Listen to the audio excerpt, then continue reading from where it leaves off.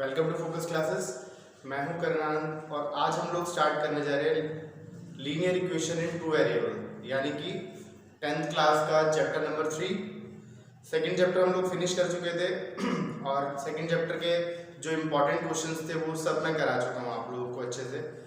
उम्मीद है कि सब बच्चों को बहुत अच्छे से समझ में आया होगा। तो बच्चों स्टार्ट करते हैं linear equation in two variable.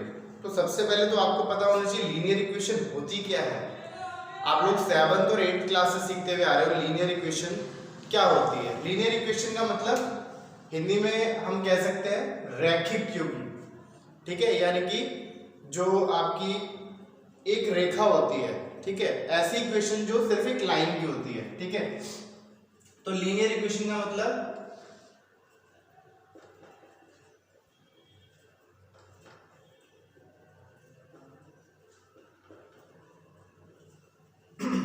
आप लोगों ने देखा होगा कि linear equation in one variable भी हम लोगों ने सीखा हुआ है 7th क्लास 8th क्लास में। वन वेरिएबल क्या होता है, जिसमें मतलब वेरिएबल टर्म तो एक ही होगी, ठीक है, और आपकी जो नॉन वेरिएबल टर्म है यानी कि कांस्टेंट टर्म वो कितनी भी हो सकती है, जैसे कि x + 2 = 0। ये तो linear equation in one variable होती थी, ठीक है।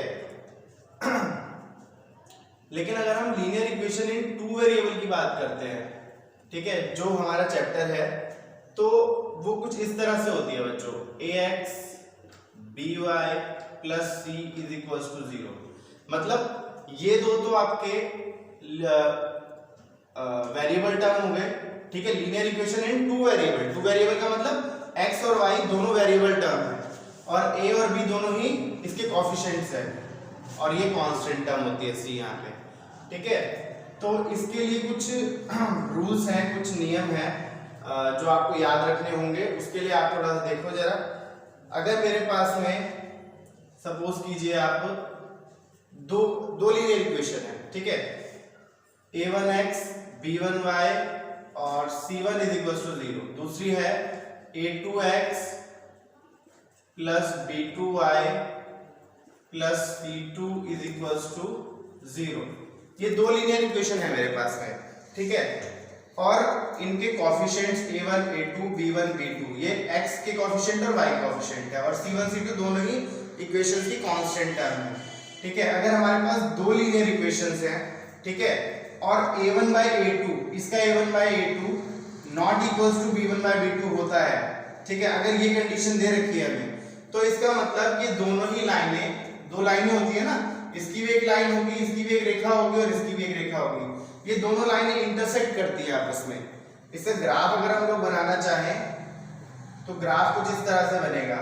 Lines are intersecting each other, इसी में लिख देता हूं मैं, ये आपको टेबल भी मिल जाएगी एनसीईआरटी बुक में, ठीक है। Lines are intersecting each other, intersecting lines है, ठीक है। लेकिन अगर a1/a2 = b1/b2 होता है और not = c1/c2 होता है, c1/c2 के बराबर नहीं होता है, तो इसका मतलब है कि आपकी लाइंस जो है वो पैरेलल हैं एक दूसरे के, ठीक है। हिंदी में भी हिंदी में हम इसको समांतर रेखाएं कहते हैं, ठीक है। ये ग्राफ हो गया और ये मैंने लिख भी दिया यहाँ पे कि क्या है रिलेशन, ठीक है। अगर a1/a2 b1/b2 के बराबर है और c1/c2 के भी बराबर है, ठीक है, तो इसका मतलब lines are coincide each other,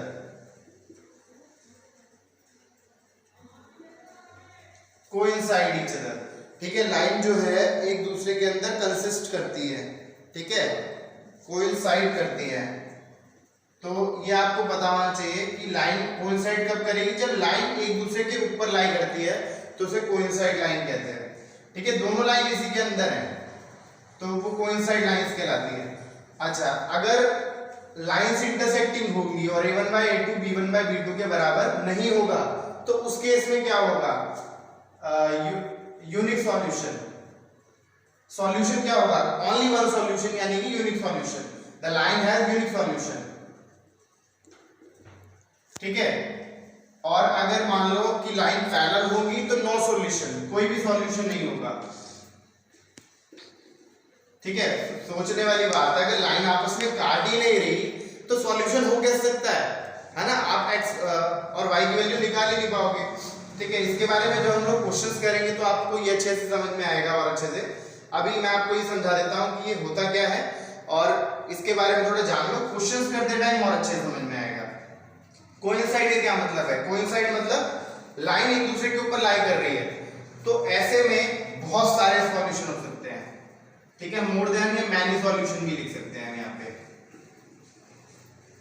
many solutions, ठीक है।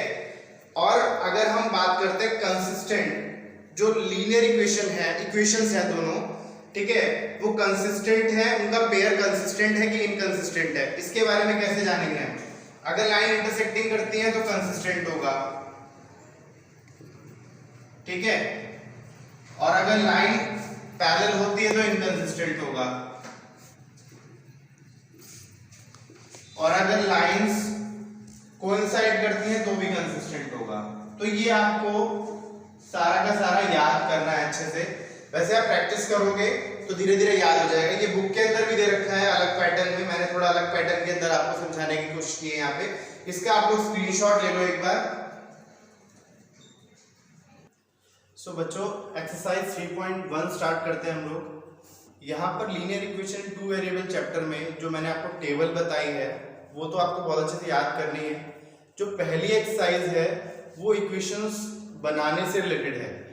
इक्वेशन बनाना आप लोग सीख चुके हो 9th क्लास में, 8th क्लास में इक्वेशंस कैसे बनाई जाती हैं। कोई भी सिचुएशन आपको क्वेश्चन दिया है और उसके अकॉर्डिंग आपको इक्वेशन बनानी है, अलजेब्रिकली सॉल्व करना है और ग्राफिकली सॉल्व करना है, ठीक है। ये आप एक्सरसाइज 3.1 में सीखोगे जो हम लोग स्टार्ट कर रहे हैं। जो मैंने आपको टेबल बताई वो नोट करके रखो, एक्सरसाइज 3.2 में वो काम आएगी। जब उसको सॉल्व करेंगे तो वो टेबल आपको अपने सामने रखनी है, तभी वो समझ में आएगा, ठीक है ना। तो एक्सरसाइज 3.1 स्टार्ट करते हैं। फर्स्ट क्वेश्चन है इसका कि Aftab tales his daughter, Aftab अपनी डॉटर से कहता है, अपनी बेटी से कहता है आफ्ताब 7 years ago, 7 साल पहले, I was 7 times as old as you were then, कि 7 साल पहले मैं तुमसे 7 गुना, मेरी जो एज थी मतलब मेरी उम्र तुम्हारी एज से 7 साल पहले 7 गुना थी, ठीक है। ऑल्सो 3 years from now, और आज से 3 साल बाद I shall be 3 times as old as you will be, मैं तुम्हारी उम्र का 3 गुना हो जाऊंगा। अगर मैं आज से 3 साल बाद जाऊं तो मेरी उम्र, अपनी डॉटर से कह रहा है वो कि मेरी उम्र तुम्हारी उम्र से 3 गुना हो जाएगी, ठीक है। तो इस सिचुएशन को हमें अलजेब्रिकली और ग्राफिकली सॉल्व करना है। बुक का एक्सरसाइज 3.1 का एनसीईआरटी का ये फर्स्ट क्वेश्चन है, आप लोग बुक खोल के देख सकते हो। तो सबसे पहले हम लोग क्या करेंगे, लेट करेंगे। लेट प्रेजेंट एज, वर्तमान आयु, प्रेजेंट एज ऑफ आफ्ताब, क्या मानेंगे, प्रेजेंट एज ऑफ आफ्ताब और present age of his daughter, उसकी बेटी की प्रेजेंट एज क्या है और उसकी प्रेजेंट एज क्या है। इसकी तो मान लेते हैं आफ्ताब की x और उसकी डॉटर की एज मान लेते हैं y इयर्स, ठीक है। हमें पता नहीं है अभी कितनी एज दे रखी है, ये तो क्वेश्चन है, इसमें तो एक भी नंबर नहीं है, हमें उसी के हिसाब से इसको लेट करना है जैसा इसने दिया है, ठीक है। तो ये हो गई x इयर्स और ये हो गई y इयर्स, ठीक है।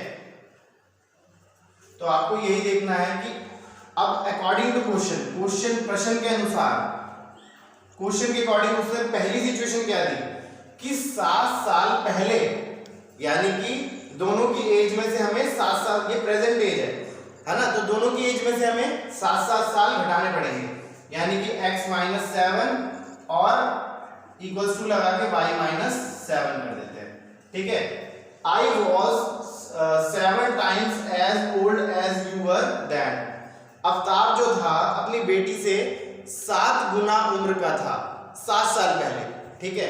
अगर मैं आफ्ताब की आयु को 7 साल पहले ले जाऊं, उसकी डॉटर की आयु को भी, एज को 7 साल पीछे ले जाऊं, तो जो आफ्ताब की आयु होगी वो 7 गुना होगी डॉटर से। डॉटर की हमें कितनी मानी थी, y इयर्स मानी थी, तो हम इसकी भी 7 साल पहले ले गए, इसको भी 7 साल पहले ले गए, लेकिन 7 साल पहले इसकी जो एज थी आफ्ताब की वो 7 गुना थी डॉटर की एज से। y हमने डॉटर की मानी है और आफ्ताब की x है, ठीक है। तो ये पहली सिचुएशन बन गई। अब इसको सॉल्व कर लेंगे तो पहला समीकरण हमारे पास, पहली इक्वेशन आ जाएगी। ये हो गया 7x minus 49 is equal to y minus 7। y को इधर ले आते हैं, ये हो जाएगा 7x माइनस y, 49 को उधर ले जाते हैं तो ये हो जाएगा 49 माइनस 7, तो ये हो गया 7x माइनस वाई, और 49 माइनस 7 क्या हुआ 42। ये पहला समीकरण आ गया, पहली इक्वेशन आ गई, ठीक है। और अगली सिचुएशन से दी है कि I shall be 3 years from now, आज से 3 साल बाद I shall be 3 times as old you will be। तो अब हम क्या करेंगे, दूसरी सिचुएशन बना लेते हैं 3 साल बाद वाली, यानी कि दोनों ही की एज में 3 जोड़ देंगे हम, है ना। ये तो प्रेजेंट एज थी दोनों की, x और y की प्रेजेंट एज थी, मतलब वर्तमान आयु। तो हम क्या करेंगे, इसके अंदर 3 जोड़ देंगे, क्योंकि उसे 3 साल बाद की बात करिए यहाँ पे, ठीक है ना। तो क्या होगा कि वो 3 गुना हो जाएगी उसकी आयु, तो यहाँ पे 3 से मल्टीप्लाई कर देंगे, क्योंकि आफ्ताब भी तो 3 गुना होगा, है ना। 3 गुना उसकी एज हो जाएगी उसकी डॉटर की एज से। आप अपने को और अपने पापा को कंसीडर करके देखो, ठीक है ना, तो आपको ये क्वेश्चन बहुत अच्छे से समझ में आएगा। सपोज करो कि आप x को नहीं, आपके पापा की एज x है और आपकी एज y है, ठीक है। तो 7 साल पहले तो ये सिचुएशन बनेगी x माइनस 7 और y माइनस 7, है ना। अपनी एज के ऊपर इम्पैक्ट इसको अप्लाई करके देखो आप, तो अच्छे समझ में आएगा। इसको सॉल्व करते हैं हम, तो ये हो गया 3x प्लस 3 3 9 y प्लस 3, ठीक है। और y को इधर ले आते हैं, ये हो जाएगा 3x माइनस y, 9 इधर ले जाते हैं, माइनस 9 प्लस 3, ये हो गया माइनस 6, और ये हो गया 3x माइनस y। तो ये सेकेंड इक्वेशन आ गई, ठीक है। तो उसने कहा कि अलजेब्रिकली रिप्रेजेंट करना है, तो ये पहला काम तो हो गया, पहला पॉइंट हमारा सॉल्व हो गया। अलजेब्रिकली हमने इसको रिप्रेजेंट कर दिया दोनों समीकरण को। अब वो कह रहे हैं इसको ग्राफिकली भी रिप्रेजेंट करो, तो ग्राफिकली कैसे रिप्रेजेंट करेंगे जरा देखो। हमें इसकी ग्राफ के अकॉर्डिंग पॉइंट्स निकालने पड़ेंगे, ये आप 9th क्लास में भी सीख चुके हो, ठीक है। सबसे पहले क्या करेंगे, पुट करेंगे x इज इक्वल्स टू 0। अगर x की जगह 0 रखते हैं तो ये हो जाएगा 7 multiply 0 minus y is equals to 42, ठीक है, ये 0 हो जाएगा, और minus y is equals to 42 हो गया, ठीक है, और y is equals to minus का 42 हो गया। मतलब अगर x 0 है तो y 42, ठीक है। और इसी के अंदर अगर y 0 रख दिया जाए, y 0 रख देंगे तो ये हो जाएगा 7x is equals to 42, x is equals to 42 by 7, और 7 6 42, तो 6 आ जाएगा x। तो ये टेबल बना लो इस तरह से, अगर ये x है ये y है, तो x 0 था तो y माइनस 42, और अगर y 0 है तो x 6।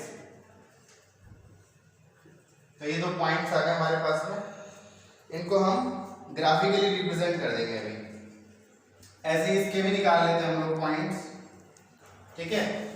अब अगर हम यहाँ पे x की जगह 0 रखते हैं, x की जगह 0 रखते हैं, तो ये हो जाएगा 3 multiply 0 minus y is equals to minus 6।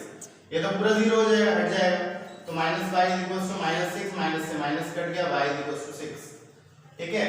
और अगर y की जगह 0 रख दें इसमें, ठीक है, तो ये हो जाएगा 3x is equals to minus 6, x is equals to minus 6 by 3, x is equals to minus 2, ठीक है। तो ये 2 पॉइंट्स आ गए हमारे पास में, तो इसको भी हम इस बॉक्स के अंदर फिल कर लेते हैं। x 0 तो y 6, और y 0 तो x माइनस 2, ठीक है। आप इसको नोट करो, फिर हम लोग आगे चलते हैं। तो हम लोग क्वेश्चन जो है हम लोगों ने इसका अलजेब्रिकली सॉल्यूशन कर लिया है।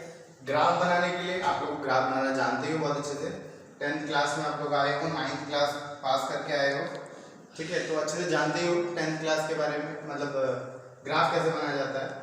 तो सबसे पहले हम क्या करेंगे, हमें पता है कि y के अंदर 42 तक है टर्म, और x के अंदर तो 6 है और एक माइनस 2 है, तो यहाँ ले लेंगे 1 2 3 4 5 और 6, ये तो x हो गया, ये x डैश है, ऐसे ही ये 0 है, और ये ले लेना -1 -2 -3, ठीक है, -4 -5, बस इतना ही ले, ठीक है। और इसके अंदर 6 का गैप ले लेना, क्योंकि ये 42 तक चला गया है ना, माइनस के 42 तक, तो यहाँ ले लेना -6 -12 -18 -24 -30 और -36 और -42, ये y डैश है, ये नेगेटिव साइड है, और ऊपर ले लेना 6 12 18 और 24, बस, ठीक है। तो ये आपका ग्राफ का एक फॉर्मेट बन गया।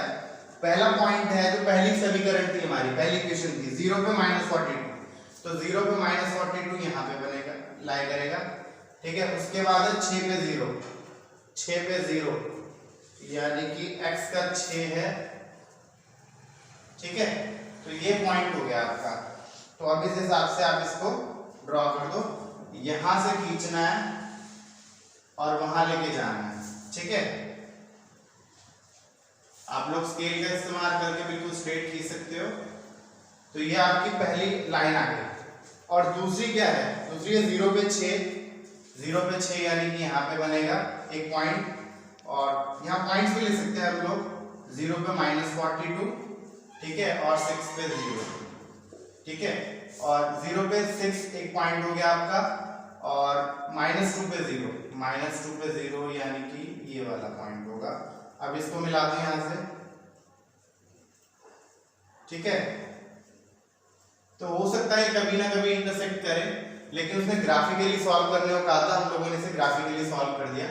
इस तरह से ये आपका क्वेश्चन यहाँ पे सॉल्व हो गया, ये ग्राफ बन गया इसका 0 पे -2, ठीक है, सॉरी 2 पे -2 पे 0 होगा। तो ये आपका क्वेश्चन सॉल्व हो गया। यहाँ पे चलते हैं सेकंड क्वेश्चन की तरफ। तो बच्चों क्वेश्चन नंबर 2 है एक्सरसाइज 3.1 का, the coach of a cricket team buys 3 bats and 6 balls. So buys 3 bats and 6 balls for ₹3,900। मतलब एक कोच जो है क्रिकेट टीम का 3 बैट खरीदता है, 6 बॉल खरीदता है 3900 रुपए में, ठीक है। Later she buys another bat and 2 more balls of the same kind for ₹1,300, ठीक है। Represent this situation algebraically and graphically.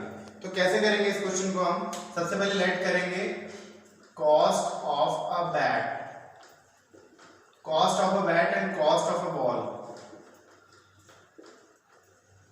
ये तो x लेट कर लेना, ये y लेट कर लेना, ठीक है। ये x रुपीज है, ये y रुपीज है। कैसे करोगे आगे आप लोग इसको, कॉस्ट ऑफ अ बैट आपका x रुपीज है, cost of a ball y rupees है, ठीक है।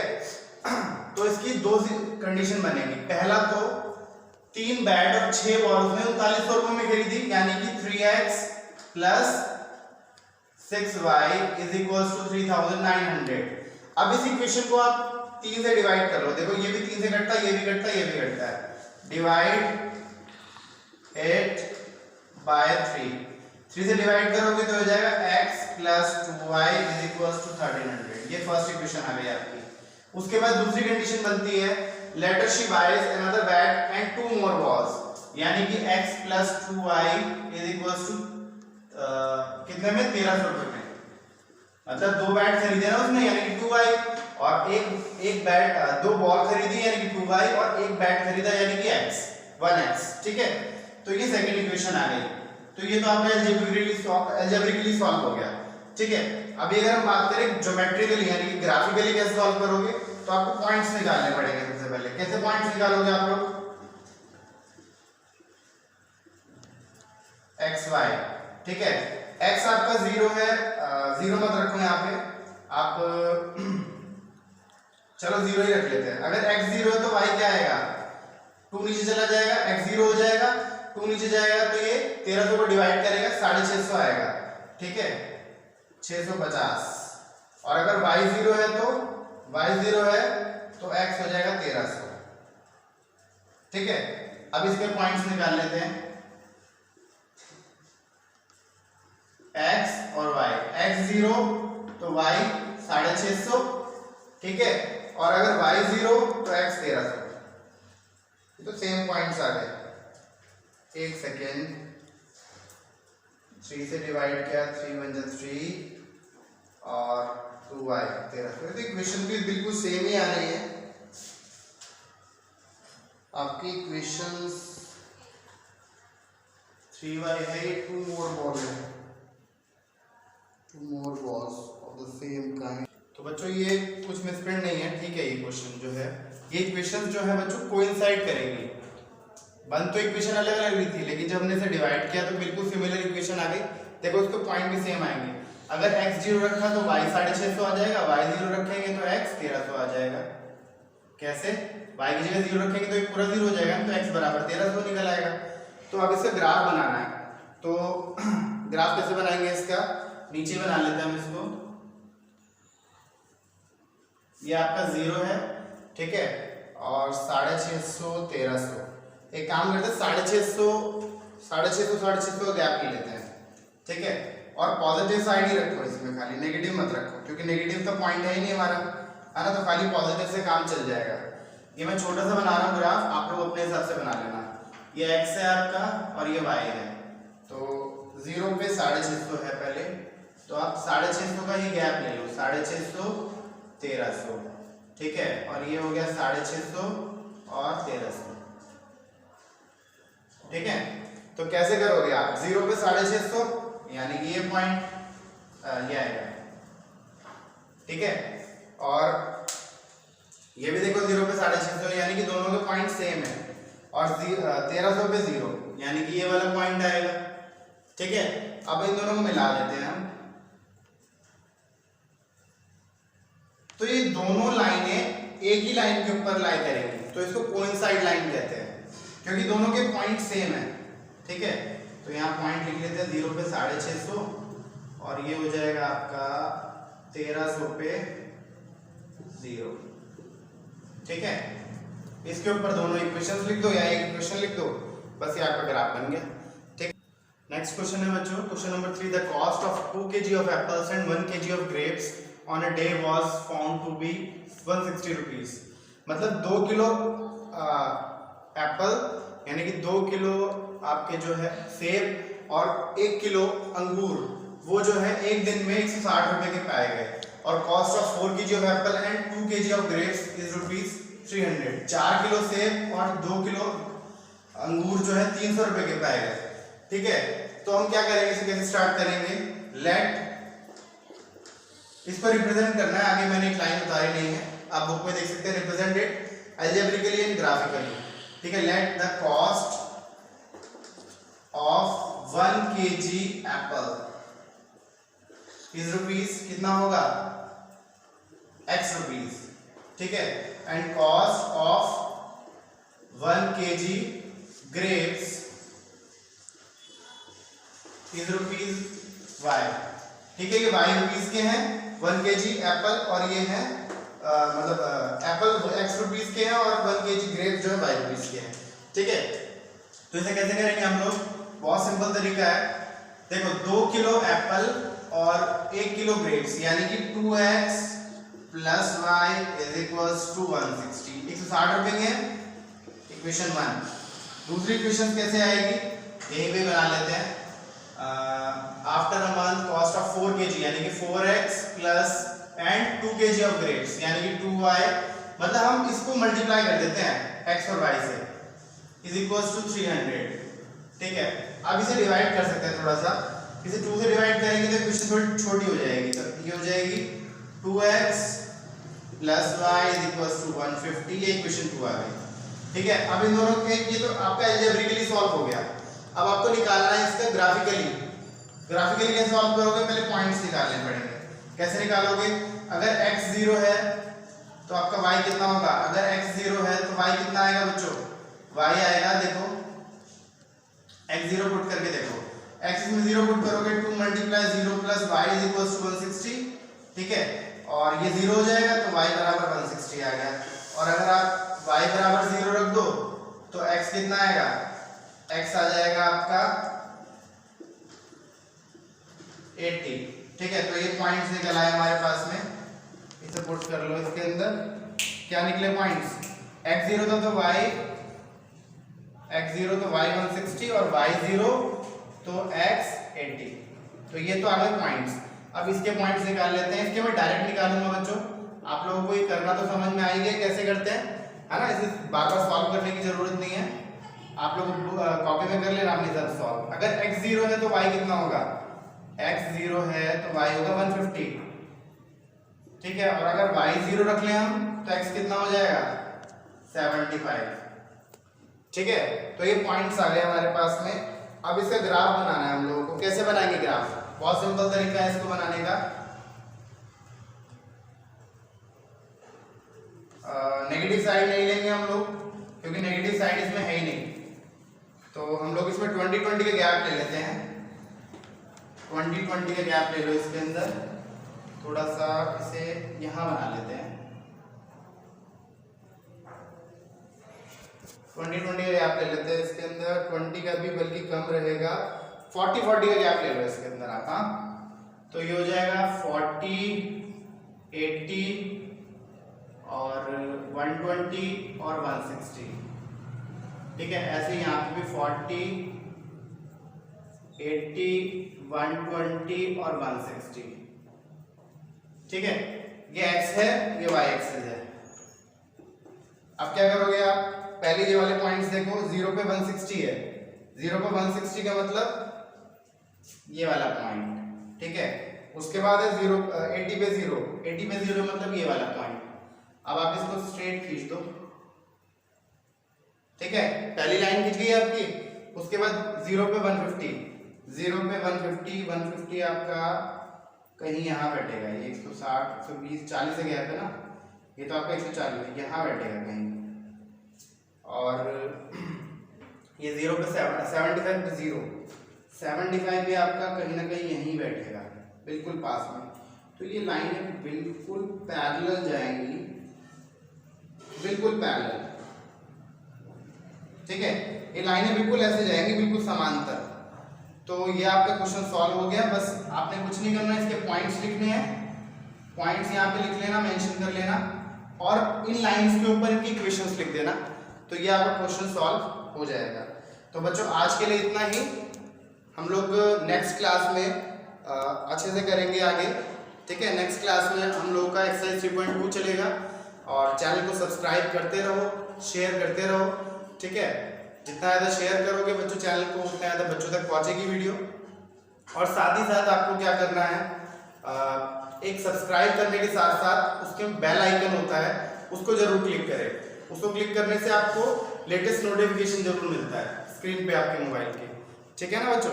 तो अगर किसी बच्चे को कुछ समझ ना आया हो तो मुझे कमेंट करके बताएं। Okay, thank you.